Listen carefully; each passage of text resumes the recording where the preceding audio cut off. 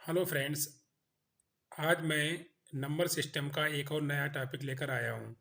आज मैं आपको शून्यों की संख्या ज्ञात करना बताऊँगा, क्योंकि बहुत सारी संख्याएं होंगी जो मल्टीप्लाई में दी जाएंगी। फिर आपसे पूछेगा कि शून्यों की संख्या ज्ञात कीजिए, क्योंकि इस टाइप के क्वेश्चन अक्सर एग्जाम में पूछ लिए जाते हैं कि शून्यों की संख्या ज्ञात कीजिए। संख्याएं मल्टीप्लाई में देता है और पूछता है कि शून्यों की संख्या कितनी होगी, बताइए। तो आज मैं आपको बिल्कुल शॉर्ट तरीके से बताऊँगा, जिससे आप मुश्किल से 5 सेकेंड लगेंगे, आप उसका आंसर बता देंगे कि शून्य की संख्या कितनी होगी। तो आइए क्वेश्चन को देख लेते हैं। पहला क्वेश्चन दिया गया, 1 गुणे 2 गुणे 3 गुणे 4 डैश डैश डैश कितना है। 20 में शून्यों की संख्या कितनी होगी, मतलब 1 से लेकर और 20 तक जितनी संख्याएं होंगी उनका अगर गुणा करेंगे तो शून्यों की संख्या कितनी होगी।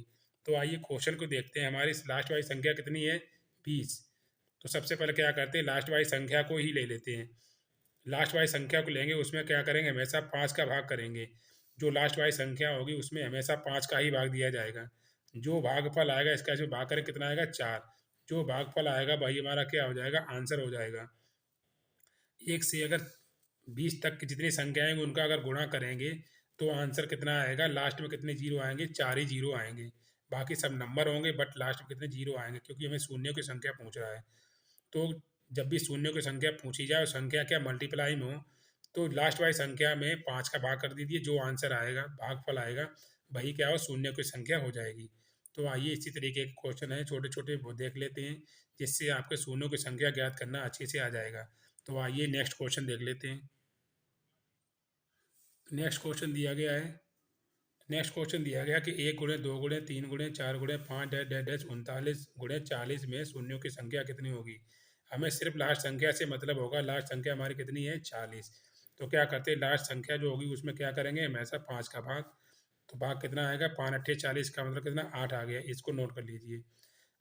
अब जो भागफल आता है उसमें अगर 5 का भाग चला गया तो इसका मतलब एक बार उसमें भाग और दे देंगे उसी भागफल में। तो कितनी बार भाग जाएगा हमारा, एक बार। जो भागफल गया वही नोट कर लीजिए। इधर कितना, 8 बार भाग गया तो इधर कितना, एक बार। इन दोनों को आपस में जोड़ लीजिए तो वही क्या हो जाएगा, आंसर आ जाएगा। इसका मतलब शून्यों की संख्या की पूरी कितनी आएगी, 9 आएगी। अगर 1 से लेकर 40 तक संख्याओं का गुणा करेंगे तो उनमें शून्यों की संख्या कितनी होगी, मतलब जीरो कितने आएंगे, 9 आएंगे। तो ये कॉन्सेप्ट थोड़ा समझ लीजिए। जब भी लास्ट वाली संख्या 5 का भाग करेंगे और भागफल अगर 5, भागफल में अगर 5 का भाग चला गया तो दोबारा भाग फिर दे देंगे। फिर जो भागफल आएगा फिर उन दोनों भागफलों को ऐड कर लेंगे, वही हमारा क्या हो जाएगा, आंसर आ जाएगा। तो आइए इसी तरीके क्वेश्चन और देख लेते हैं। नेक्स्ट क्वेश्चन देखते हैं। 1 गुणे 2 गुणे 3 गुणे 4 गुणे 5 गुणे 6 6 गुणे 99 गुणे 100 में शून्यों की संख्या कितनी होगी। हमें क्या गया, हमने लास्ट संख्या से मतलब रहता है। जो लास्ट संख्या होगी वही लिख ले लीजिए। 100 में किसका भाग देंगे, 5। हमेशा 5 का ही भाग देना। इसका जो भाग करें कितनी बार जाएगा, 20 बार। 20 में भाग 5 का भाग फिर जा सकता है, इसलिए 20 में ये नोट कर लीजिए। 20 में क्या, 5 का भाग कर देंगे तो कितनी बार जाएगा, 4। तो ये भागफल आया, ये भी भागफल आया। दोनों भागफल कितने, 20 और कितना हुआ, 20 और प्लस 4 कितना हो गया हमारा, 24। तो शून्यों की संख्या कितनी आएगी, 24 आएगी। 1 से लेकर अगर 100 तक की संख्याओं में का अगर मल्टीप्लाई करेंगे तो उसमें कितने जीरो आएंगे, 24 जीरो आएंगे। आपको विश्वास नहीं होगा बट आप कैलकुलेटर, मतलब कैलकुलेटर से कैलकुलेट करके देख लीजिए, उसमें क्या होगी, शून्यों की संख्या 24 ही आएगी। तो आइए और क्वेश्चन देख लेते हैं। आइए नेक्स्ट क्वेश्चन देखते हैं। 2 गुणे 4 गुणे 6 गुणे 8 डैश डैश डैश 100 में शून्यों की संख्या कितनी होगी। अभी तक क्वेश्चन क्या थे, 1 2 3 4 5 क्रम से संख्याएं थे। अब क्वेश्चन संख्या कितनी देंगी, सम संख्याएं देंगी, 2 4 6 8 10 क्या 100 तक। इसका मतलब 2 से 100 के बीच में कितनी संख्याएं होंगी, हमारी कितनी होंगी, 85 होंगी। क्योंकि विषम संख्याएं है ही नहीं। और आदि संख्याएं दी गई, मतलब आदि 100 में कितनी होती, आदि विषम होती, आदि सम होती। इसका मतलब सम दी गई 100 तक। तो 100 में इसका मतलब संख्या कितनी होंगी हमारी, सम संख्या कितनी हो जाएंगी, 100 में 50 होती हैं। आपको यही तो देखना होगा, जब संख्या सम हो या विषम हो तो हमेशा क्या करेंगे, उसमें लास्ट वाली संख्या को आधा करके तभी भाग देंगे।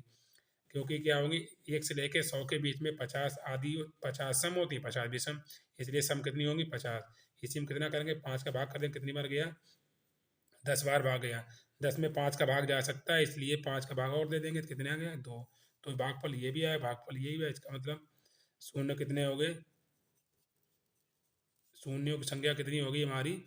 12। तो यही क्या हो गया, मेरा आंसर आ गया। तो जब भी सम संख्याएं दी जाए तो इसका मतलब लास्ट वाली संख्या का आधा करके तभी 5 का भाग करेंगे। तो आइए इसी तरीके के क्वेश्चन और देख लेते हैं। नेक्स्ट क्वेश्चन दिया गया, लास्ट वीडियो का क्वेश्चन है।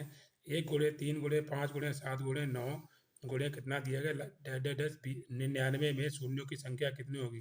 तो इसका मतलब लास्ट में हमारी संख्या कितनी थी कि 99। अच्छा, संख्याएं कैसी दी गई?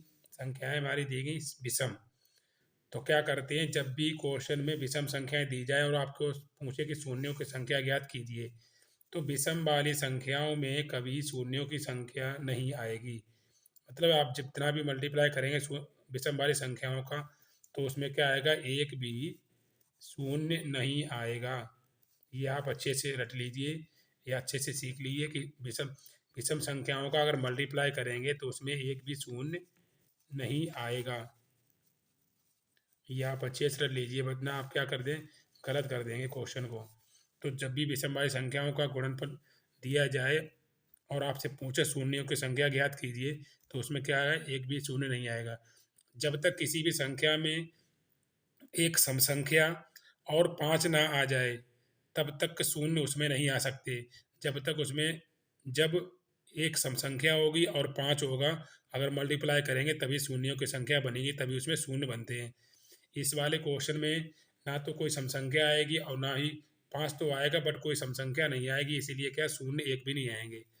तो आशा करता हूँ कि आपने आज शून्यों शून्य वाले क्वेश्चनों की संख्या ज्ञात करना अच्छे से सीख लिया होगा। आशा करता हूँ कि आपको वीडियो अच्छा लगा होगा। अच्छा लगा है तो लाइक शेयर कीजिए और हाँ, सब्सक्राइब कीजिए। मिलते हैं नेक्स्ट वीडियो में नए टॉपिक के साथ। तब तक के लिए जय हिंद। और हाँ, चैनल को सब्सक्राइब करना ना भूलना। वीडियो देखने के लिए धन्यवाद।